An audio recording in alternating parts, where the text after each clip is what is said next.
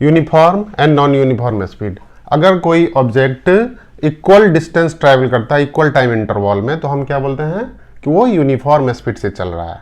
और non uniform क्या होता है कि अगर सेम टाइम इंटरवल में अनइक्वल डिस्टेंस ट्रैवल करता है, अनइक्वल का मतलब कि डिफरेंट डिस्टेंस ट्रैवल करते हैं, तो हम बोलते हैं नॉन यूनिफॉर्म स्पीड है। इसको कैसे समझेंगे हम यूनिफॉर्म के लिए?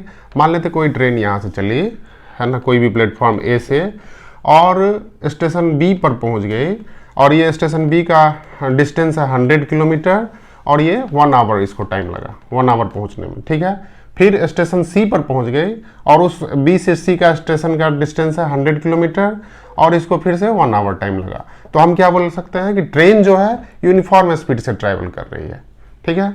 अब नॉन यूनिफॉर्म स्पीड, ये हो गया यूनिफॉर्म स्पीड, यानी थ्रू आउट द जर्नी, पूरे जर्नी में उसका स्पीड कहीं भी चेंज नहीं हो रहा है, क्योंकि वो इक्वल डिस्टेंस ट्रैवल कर रहा है इक्वल इंटरवल टाइम इंटरवल में।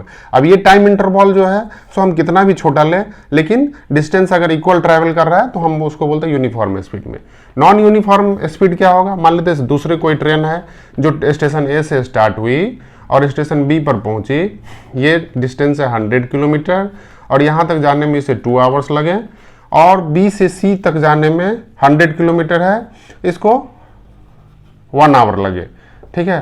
तो हम क्या बोल सकते हैं कि इसका स्पीड जो है इस ड्यूरिंग दिस पीरियड कितना था? 50 किलोमीटर पर आवर, और ड्यूरिंग दिस पीरियड इसका स्पीड हो गया 100 किलोमीटर पर आवर। तो इसमें आप क्या देखेंगे कि इसका स्पीड जो है सो वेराइज कर रहा है वन स्टेशन से दूसरे स्टेशन के बीच में। तो ये नॉन यूनिफॉर्म स्पीड का एग्जाम्पल हुआ।